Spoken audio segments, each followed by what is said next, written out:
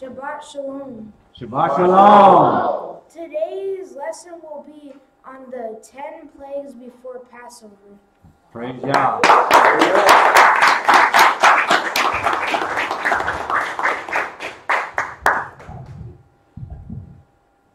Right. All right. Shabbat Shalom to Israel. Shabbat Shalom. Once again, the young brothers let us know we're going to have our lesson is going to be on the 10 plagues of the 10 plagues before Passover. The next thing I wanted to announce real quickly is that we will be having a Wednesday night talk show. It'll be starting after Passover, so kind of like stay in tune for that. And it'll be at 7 o'clock. If you're prescribed with us, or if you're prescribed to us, subscribe unto us. Say prescribe. If you subscribe unto us, you'll get a notice. Okay, so that's the other thing. And I do want to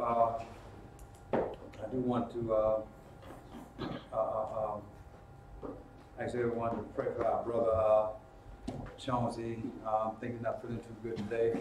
He's normally here. If you normally watch us on the Sabbath, you always see him. So just pray for him. Let him know that he's well missed today.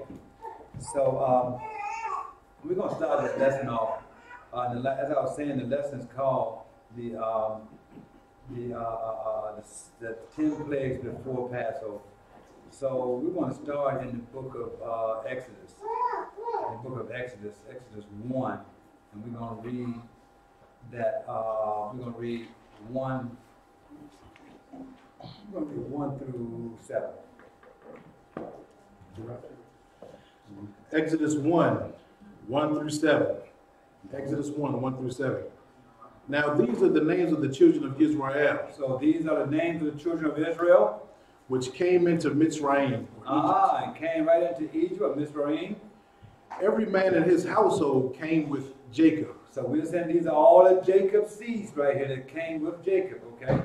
Reuben, Simeon, Levi, okay, Judah, Issachar, Zebulun, okay, and Benjamin, okay, Dan, and Naphtali, Gad, and Asher. Okay, so that should be about what, 11?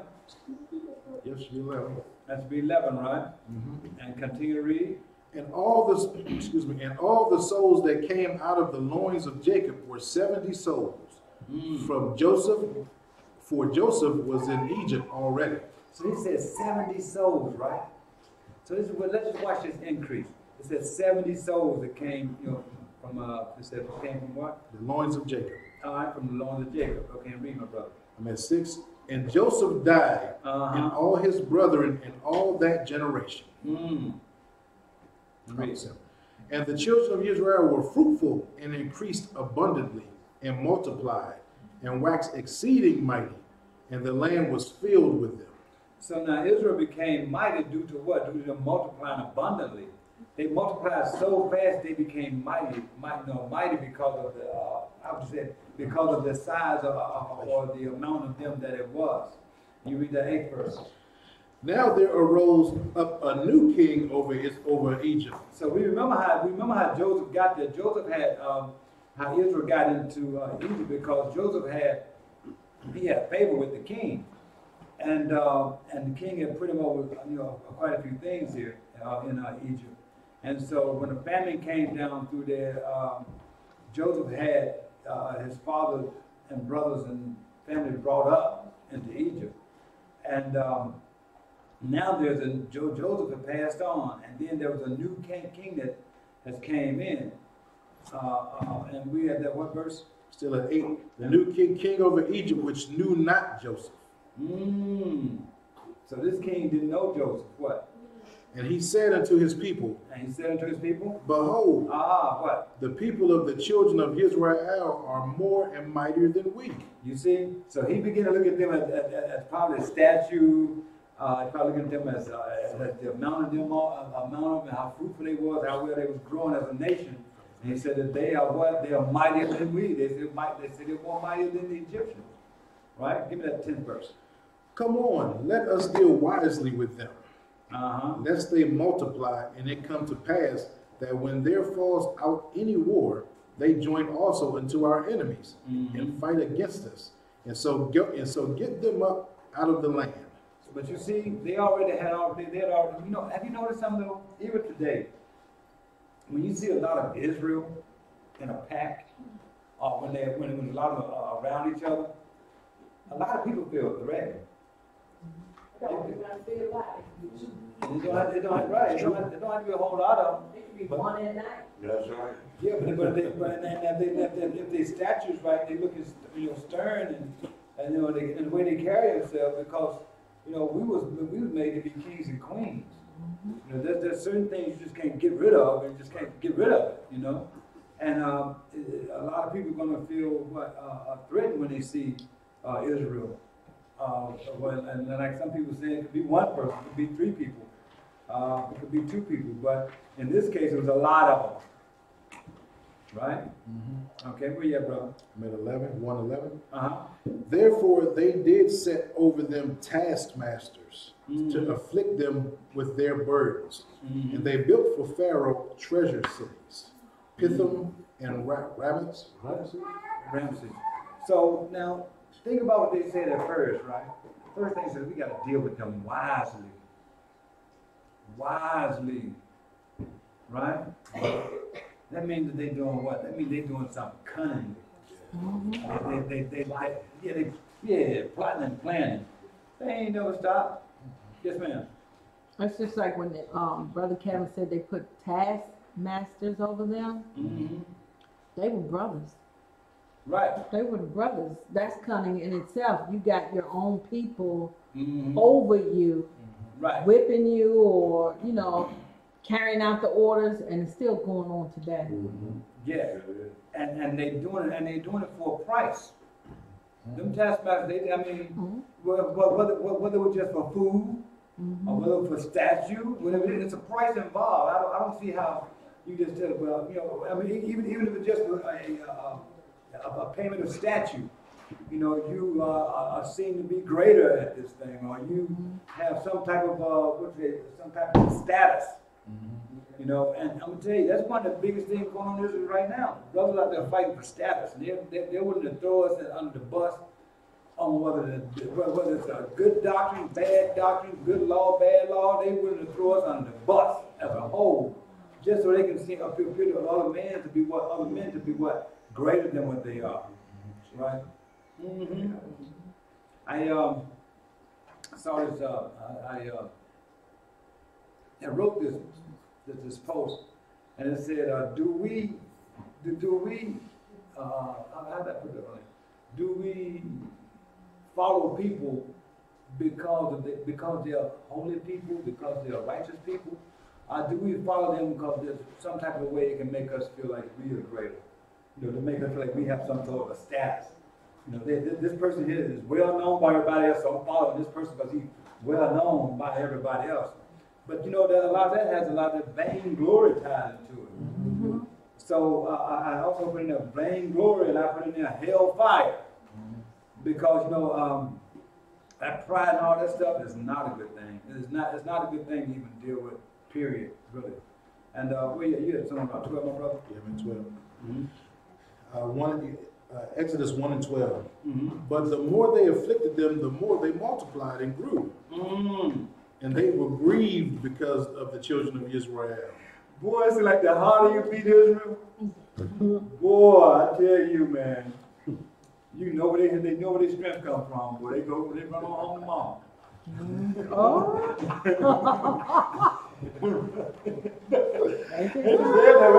They're comforting. Hey, he said they grew, and they didn't grow man to man now. No, they didn't. Come on now. Right, am I right or wrong? Oh my God. Yeah, man. But I do want to thank all the brothers that sit in for me when I wasn't here. I do want to thank each and every one of them that sit in when I wasn't here. I did go through a little something. But yeah, the more pressure they put on Israel, man, they go home and grieve a little bit and prepare themselves for the next day. Come back to work stress free.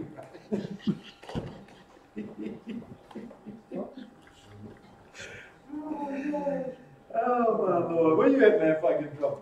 Oh, man. I'm at 13. You're 13? I think I'm at 13. Yeah, I'm at 13. All right, brother Cap, let's get out of there. I'm in the dark hole. And the Mitzrayim made, or the Egyptians made the children of Israel to serve with rigor. So I looked up this word rigor, right? And it says something about, at first it started off saying countable, then it said uncountable, plural rigors.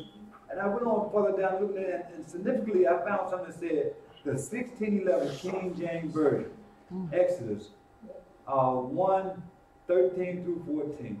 And the Egyptians made the children of Israel to serve with rigor, and they made their lives and bitter with hard bondage in mortar and in brick, and in all manner of service in the field.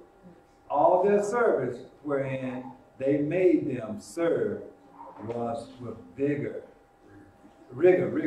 And then it says a trembling or shivering response, right?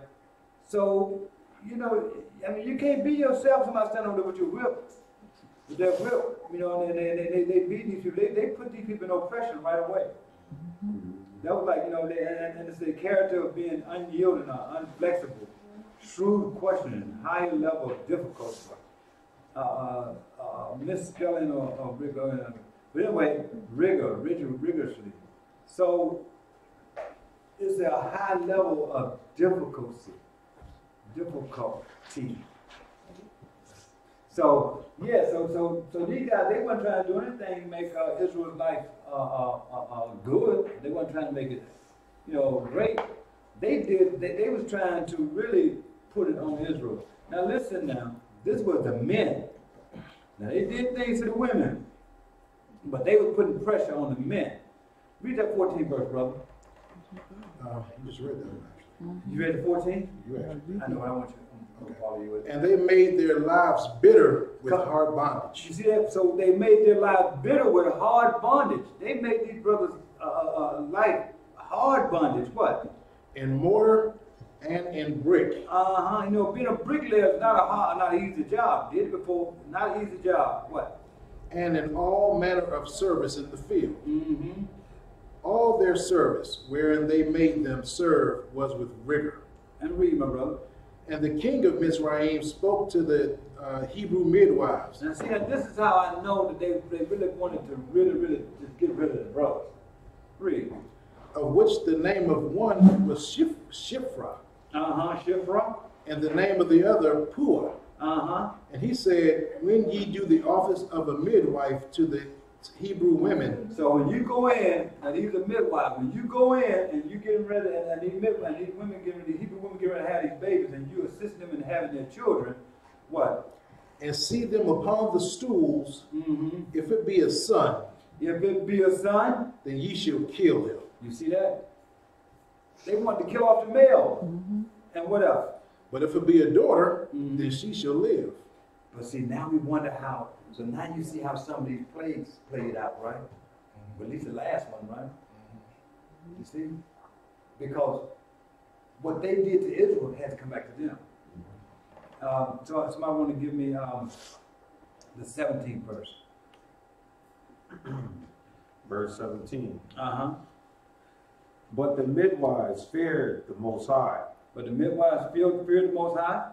And did not as the king of Egypt commanded them. Yeah, because they knew what? They knew that those were the children of the Most High. And they put Elohim, with the word of Elohim over the word of man. That's it. And read, brother.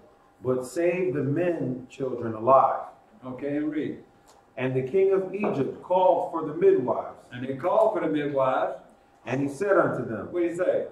Why have ye done this thing? Why have you done this thing? And have saved the men children alive. Why you didn't kill them all? You know, you supposed to took that biblical cord and strangle them with it. You supposed to kill them all. They weren't supposed to live. And read. And the midwives said unto Pharaoh, because the Hebrew women are not as the Egyptian women. See, Hebrew women are not like the Egyptian women. What? For they are lively. For they are lively. And are delivered ere the midwives come in unto them. It said, and are delivered ere the midwives come unto them. Before we can get to them, they already had the baby. Right. They strong. They're not like the Egyptian woman. They don't need much assistance in this. Why do you think that? Well, look at, why do you think they're growing rapidly around here? Why? Doesn't it all make sense? They come out before we get to them. Right, before we even get to them, they'd already had the kid. The kid's alive. I mean, surely I'm not going to just kill a kid once he's born, and life then came into him. You know. And go ahead and read, brother. Verse 20. Therefore Yahweh dealt well with the midwives, and the people multiplied and waxed very mighty. Read, brother. And it came to pass, because the midwives feared the Most High, that he made them houses. Read. And Pharaoh charged all his people, saying, every son that is born ye shall cast into the river, and every daughter ye shall save alive. But you see that? They still trying to cut off the males. But he didn't know, when Pharaoh said this, he didn't know that he was getting ready to give Moses as a baby a way out. Because now a person has a reason to be over at the river with Moses. And his person was all family. Huh? His person was all people. Yeah, that's right. And right. Pharaoh putting the curse on his own people, but also he's giving a reason for the handmaid to be over there near the water with what? With Moses. Give me Exodus 2 and 1. Exodus 2 and 1. You want to kind of like line this thing up a little bit. Moses is born. 3, and in an ark cast into the flags. Wait a minute now.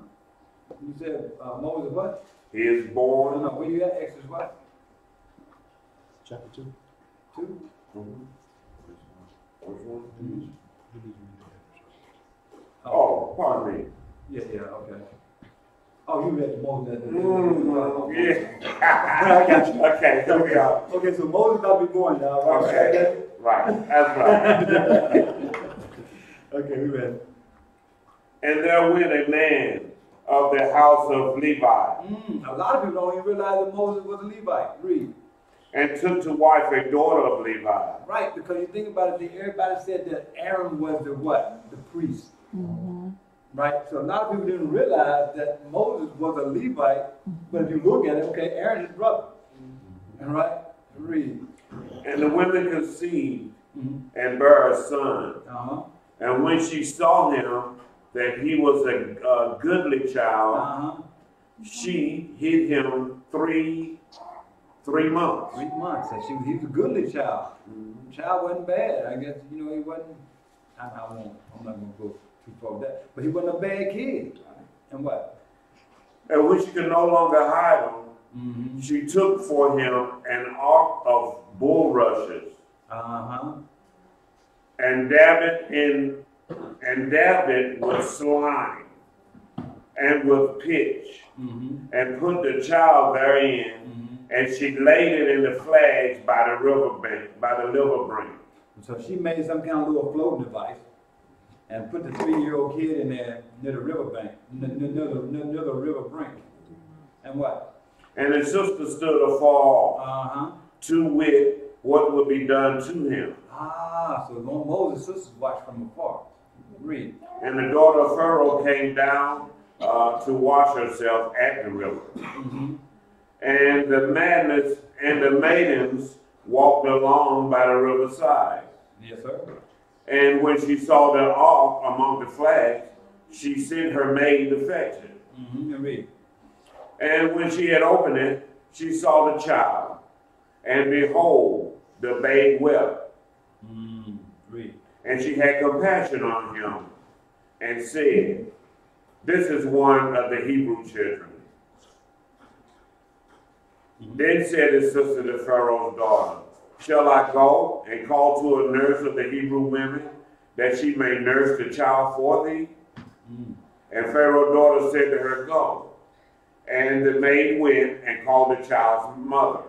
And what? And Pharaoh's daughter said unto her, Take this child away and nurse it for me, and I will give thee wages. And the woman took the child and nursed it. so you see how the Most High work. See how the Most High work. He saved Moses' life as a child, right? And then he caused the baby to be brought back to the mother, right? To be nourished. And not only did he cause him to bring back to the mother, cause him to be brought back to his mother to be nourished, but also brought funds in to even take care of him. So I'll pay you to take care of your own kid. Isn't that amazing? I mean, if you look at what it's saying, right? And where you at, my brother? 10. And the child grew, And Moses grew. and she brought him unto Pharaoh's daughter, and he became her son. And she called his name Moses. Moshe, read. And she said, Because I drew him out of the water. Because I drew him out of the water. Now you got to think about this. Moses grew, because remember, he was like 3 months when he went in. But only thing Moses had really known is living around his people. He only knew about living around Israel, even though Israel looked like what? The Egyptian, right? He still had there was a difference in them, enough of Moses to know the difference in people, right? And where we at, brother? 11. And read. And it came to pass in those days that Moses was grown, that he went out unto his brethren and looked on their burdens. And looked on their burdens. And he spied an Egyptian smiting a Hebrew, one of his brethren. You see that? So Moses knew. He knew who he was, even during the time. Then saying he looked what? 12. At 12. And he looked this way and that way. He looked around. And when he saw that there was no man, He ain't nobody watching. he slew the Egyptian. Moses, I'm gonna get this one. There'll be a whole lot of us, Mom. They got a lot of my brothers. I'm gonna get this one though. And he took his life and what? And he hid in the sand. And he hid the body in the sand and what? And when he went on to the second day, behold, 2 men of the Hebrews strove together. And he said to him that did the wrong, Wherefore smitest thou thy fellow? And what? And he said, Who made thee a prince and a judge over us? Intendest thou to kill me, as thou killed the Egyptian? Read. And Moses feared and said, Surely this thing is known. So you know what? My wife always tells me, she said, no matter where you at, no matter what you're doing, I can be out in this big field. I can be out in this big field, right? And I don't see nobody around. And I'm like, I ain't out here. I'm good. She said, you know what? Somebody see you all the time. She said, always somebody's watching that. Because Moses looked around. Moses, you know, nobody, I'm going to kill this one. He killed him.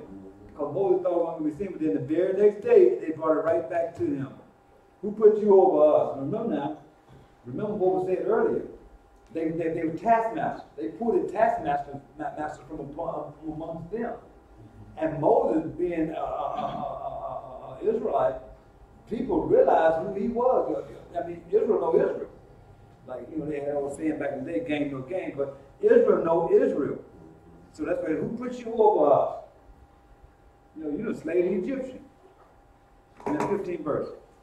Now when Pharaoh heard this thing, he sought to slay Moses. But Moses fled from the face of Pharaoh and dwelt in the land of Midian.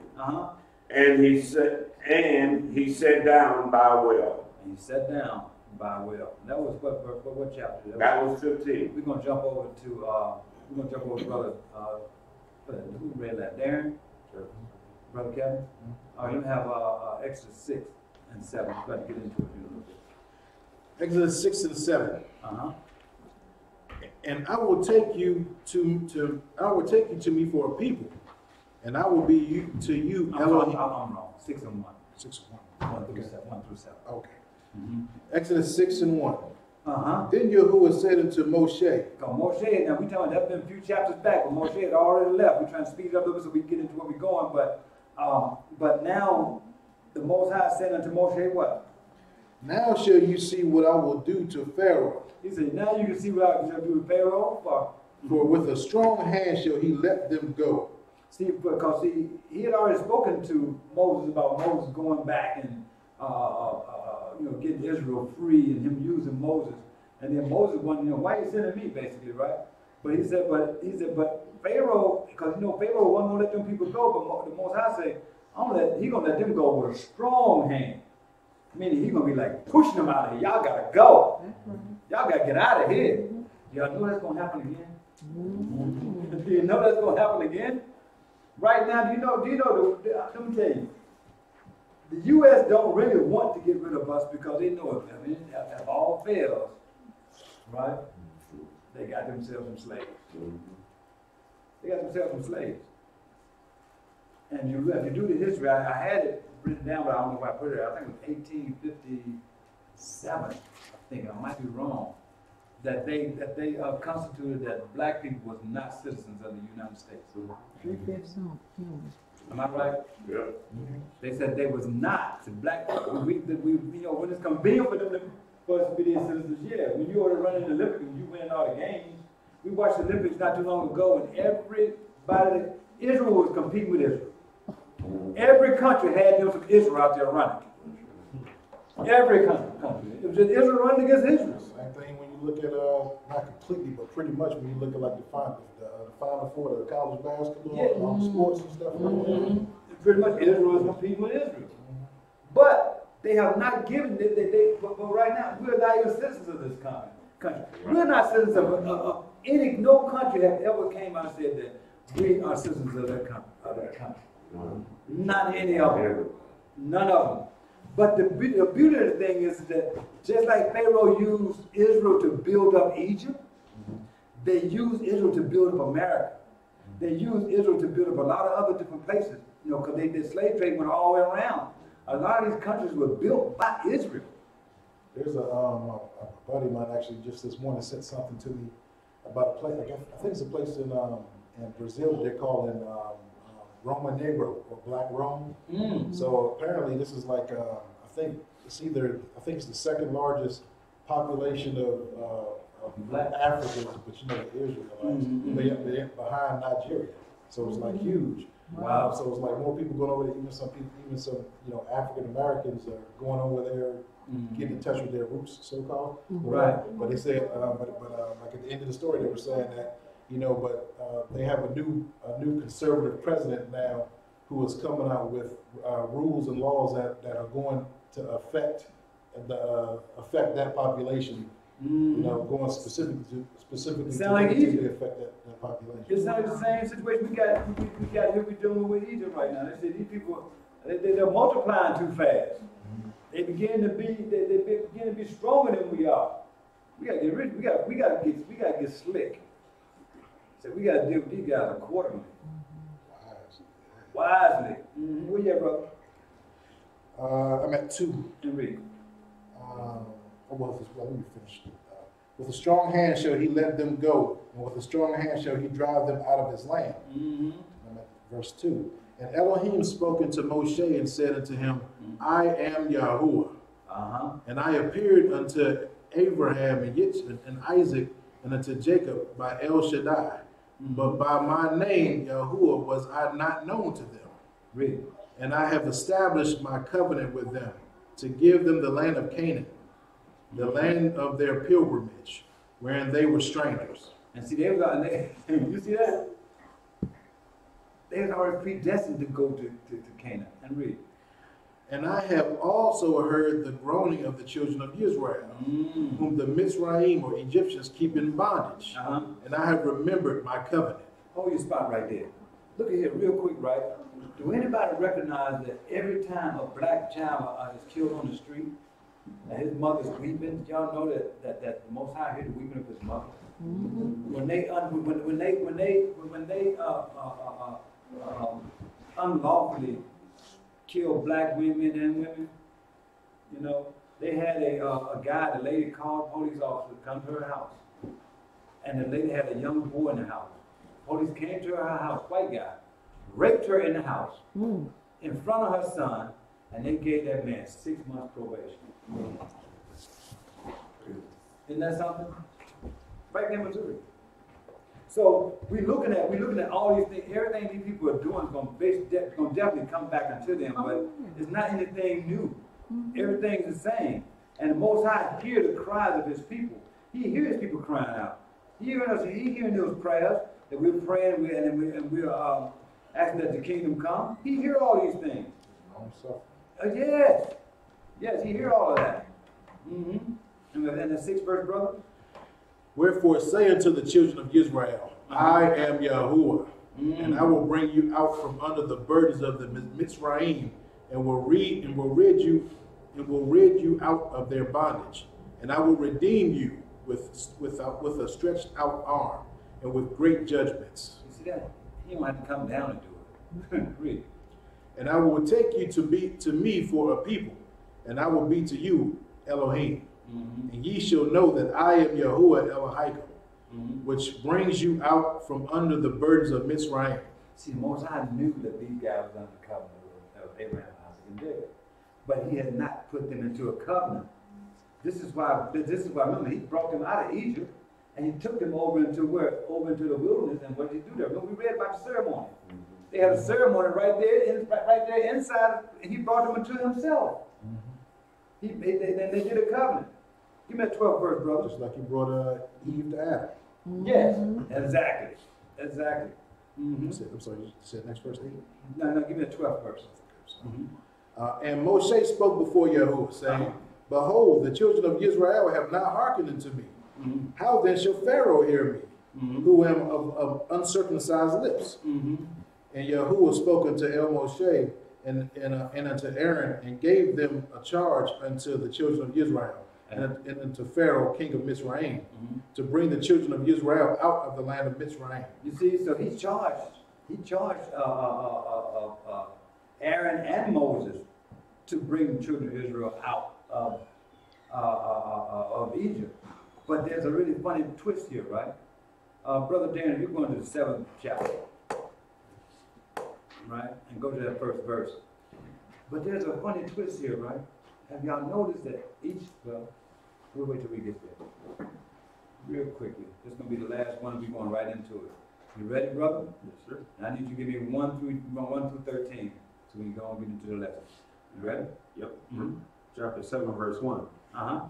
And Yahweh said unto Moses, And Yahweh said unto Moses, See, uh-huh. I have made thee a god to Pharaoh. Do you see that? Read. In other words, he put Pharaoh beneath him. What? And Aaron thy brother shall be thy prophet. And Aaron thy brother shall be thy prophet. Read. Thou shalt speak all that I command thee. And Aaron thy brother shall speak unto Pharaoh, that he send the children of Israel out of his land. And read. And I will harden Pharaoh's heart. You see that? He didn't say that. He didn't say Pharaoh was going to have a hardened heart. He said, I will harden Pharaoh's heart. What? And multiply my signs and my wonders in the land of Egypt. Read. But Pharaoh shall not hearken unto you, that I may lay my hand upon Egypt, and bring forth my armies, and my people, the children of Israel, out of the land of Egypt by great judgments. So he's saying that, so therefore, these plagues that he's going to put upon them is a part of his army, am I correct? Because we know we're going to see this again, right? Yeah. Now, we talk about the beginning now, right now we're talking about the beginning. We're talking about them coming out of Egypt. But when you get down to the end of this thing, where the Most High return, you're going to see these same plagues again. Because those plagues belong to him. But they was plagues. They weren't meant to be what Egypt had turned them into be. Go ahead, brother. Where you at? Verse 5. And the Egyptians shall know that I am Yahweh, when I stretch forth my hand upon Egypt and bring out the children of Israel from among them. And read. And Moses and Aaron did as the Most High commanded them, so did they. And Moses was 80 years old. Moses was 80. And Aaron 83 years old. And Aaron was 83. Wow. So Aaron was 3 years older than Moses, but he got on down through there. When they spoke unto Pharaoh. And read, my brother. And the Most High spake unto Moses and unto Aaron, saying, when Pharaoh shall speak unto you, when Pharaoh shall speak unto you, saying, show a miracle for you. Show a miracle for you. Read. Then thou shalt say unto Aaron, take thy rod and cast it before Pharaoh, and it shall become a serpent. Okay, and read. And Moses and Aaron went in unto Pharaoh, and they did so as the Most High had commanded. And Aaron cast down his rod before Pharaoh. And Aaron cast down his rod before Pharaoh. And before his servants. And before his servants. And it became a serpent. And it became a serpent. And what? Then Pharaoh also called the wise men and the sorcerers, now the magicians of Egypt. They also did in like manner with their enchantments. But see, everything that these guys he called in was, this stuff was the darkness stuff. This was sinful stuff they was doing. And what? For they cast down every man his rod. They all said, look, this is an easy trick right here. Cast our rod down. Read. And they became serpents. And they became serpents. But Aaron's rod swallowed up their rods. Read. And he hardened Pharaoh's heart, that he hearkened not unto them, as the Most High had said. Okay, so now let's get ready, right? Let's understand something. Moses and Aaron had to understand they were supposed to go plead for the people. But they also had to understand that Pharaoh's heart was going to be hardened by the Most High, that he's not going to let the people go. So when they went there, I don't think, based on what he's saying to them, they shouldn't have had an expectation for them to leave with the people. Until the Most High gave them a clear understanding that this is about to happen now. Because every time he's going to harden his heart, right? And then also it's when you throw down the staff became a serpent for Aaron, and then these other people, the musicians and sorcerers, threw theirs down, and Aaron's snake ate theirs up. That was a sense of what? Of victory right there. Let them know, hey, look, those are your powers. Those not going to work.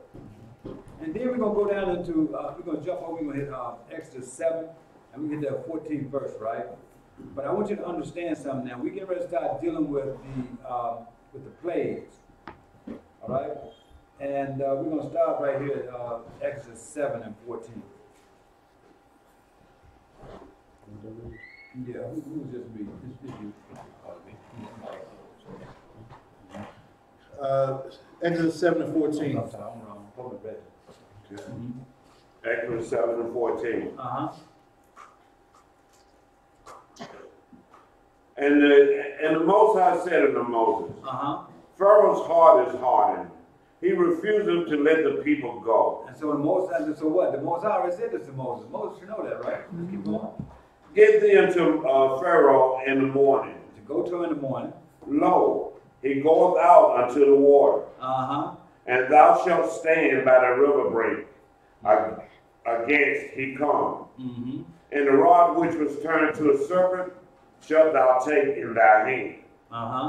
And thou shalt say unto him, the Most High, the Elohim of the Hebrews, have sent me unto thee, saying, let my people go. Let my people go, and what? That they may serve me in the wilderness. You see that? That was really important. That they may serve me in the wilderness, and what? And behold, hitherto thou wouldest not hear. And read. Thus saith the Most High. In this thou shalt know that I am the Elohim. Behold, I will smite with the rod that is in thy hand upon the waters which are in the river. And they shall be turned to blood. And read, my brother.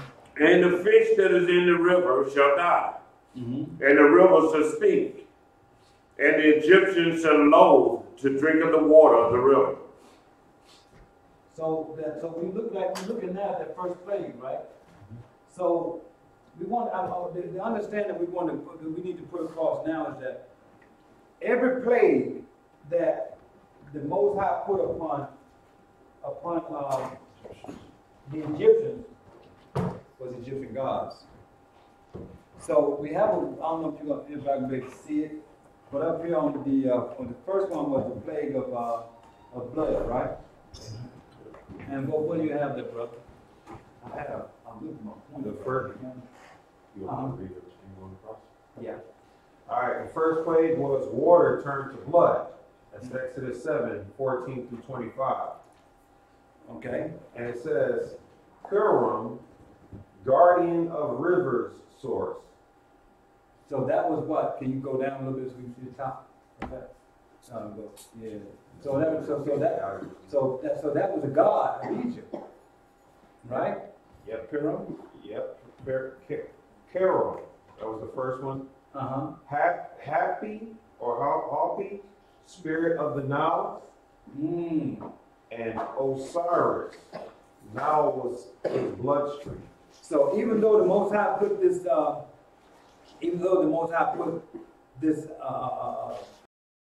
plague upon, so he's tearing down them God by God. You see that? And what's the interesting notes over there? Interesting notes, it says, duplicated by the Egyptians. And what? Occurs in Goshen, where Israelites live. Then it says dead fish, putrid smell. So, you all know that a part of this plague, right, is that everybody that when the fish died, it stink real bad in Egypt for a long time, right? Because if you drop down to 18 and what? The 18. And the fish that is in the river shall die. The river shall stink. And the Mizraim shall loathe to drink of the water of the river. You see that? So now they fish stink, they died, no fish to eat, and now the stink, they don't want to drink the water. Right? Okay. So now let's go to the next plague. That reminds me of one time I went grocery shopping and I had bought some fish. And you know how bags slide around in the car, and the fish came out and went under the seat. And so I just got all the groceries and took them in the house, and But it's summertime. yeah, it was warm. And I was riding around for a couple of weeks with the vehicle just stinking. I couldn't figure out what it was. So I said, I've got to really research and dig down in here. And it was just two fish in a little tray, but it just had the smell forever in that vehicle. And it just made me think, I can't just imagine Like the sea stinking with fish when I just had two dead fish in a trough. So it just made me think of that. So we got, yes. All right. Corresponding Egyptian god and goddess to the type of plague. Egyptian plague, water turned to blood. The first plague that was given to the Egyptians from God was that of turning the water to blood. As Aaron, the spokesman for Moses, touched the rod of the Lord to the Nile River, it immediately turned to blood. All the fish died, and the river stank. Partially able to duplicate this miracle, the magicians of Pharaoh also turned water into blood, leaving Pharaoh unimpressed with this great wonder from God. 7 days the water throughout all the land of Egypt remained in this state, unsuitable for drinking, the perfect length of time to demonstrate that Yah was superior to all of the other gods of Egypt. Right. So Egypt had a god over their water, but this god over their water was so superior that he could have turned the water back from blood to what? Regular water, right? Right. But the Most High made them withstand what? 7 days. Let them know, hey, look, this God you got that controls your water is nothing compared to me. You see, he just roughing them off right now. So if we go to Exodus 8:1. Exodus 8:1. Exodus 8:1. Uh-huh. And Elohim spake unto Moses, Go unto Pharaoh, and say unto him, Thus saith the Lord, Let my people go, that they may serve me. And if thou refuse to let them go, behold, I will smite all thy borders with frogs. Smite all your borders with frogs. So, you know, a lot of people say, okay, so how bad can frogs be, right? Keep reading, brother. And the river shall bring forth frogs abundantly, which shall go up and come into thy house, and into thy bedchamber, and upon thy bed, and into the house of thy servants, and upon thy people, and into thine ovens, and into thy kneading trough. And the frogs shall come up both on thee and upon thy people, and upon all thy servants. And Elohim said unto Moses, Say unto Aaron, Stretch out forth thine hand with thy rod over the streams, over the rivers, over the ponds, and cause frogs to come upon the land of Egypt. So if we get Brother Darren to look back up here on the second level here, and read what we have going on with that. Go ahead, brother. I would say that was the second plague, which was frogs, in Exodus 8:1-15. Yes, sir. And as far as they had their Egyptian gods, for the frog, you had Hapi. He was Hapi, frog goddess to Egypt. That frog had that thing had a frog head, didn't it? I looked at a picture of it. That God had a frog head. But we'll see it in a few minutes. Keep going, brother. Sorry. And Peck, both related to fertility. And it's their water god or goddess was related to fertility as well. And we'll see like so tons of idol gods are related to fertility, which is one of the ways that the enemy uses sex worship and stuff like that. Just like this Easter thing. Is the Easter came and gone yet? No. It's on its way. Yeah, same thing. Same thing. And as far as the interesting notes, duplicated by the Egyptians occurs in Goshen, where Israelites live. Y'all know that everything is they put it around where the Israelites are. They want to mingle it. They would try to infiltrate us with their foreign gods, with their pagan gods, and all their little paganism. They want to bring it upon us. I think our brother Kevin got something for us. All right. So yeah, going just another summary. Egyptian plague, frogs coming from the Nile River. Still, Pharaoh refused to let the children of Israel go from the presence of Egypt. The second plague that was extended upon Egypt from the rod by Aaron was that of frogs. The frogs came up from the river and were in the houses, in their food, in their clothing, in every place possible. From the greatest to the least, no one in Egypt escaped the plague of frogs. Pharaoh's magicians were able to bring more frogs in their attempt to imitate the power of Yah, but only Moses was able to make the frogs go away. This was another attack on a famous Egyptian goddess Heket. So, brother, brother, Reggie, can you got down to the 9th verse and read down to 15 for me? And Moses said unto Pharaoh, Glory over me, when I shall entreat for thee, and for thy servants. So that's Exodus 8 and 15. Read. I'm sorry, 8 and 9. 8 and 9. Read. And for thy people, to destroy the frogs from thee and thy houses, that they may remain in the river only. And read. And he said, Tomorrow, and he said, Be it according to thy word, that thou mayest know that there is none like unto the Elohim Yahuwah. So, I kind of messed up. I meant to have to go back to 8, because what Pharaoh had called Moses and Aaron and said to them to entreat the Most High, that he might get rid of these frogs. Okay? Now we're in the 10th verse, right? Finish 9, 11? Read. 11. And the frogs shall depart from thee, and from thy houses, and from thy servants, and from thy people. They shall remain in the river only. And Moses and Aaron went out from Pharaoh, And Moses cried unto the Lord because of the frogs which he had brought against Pharaoh. And read. And the Elohim did according to the word of Moses.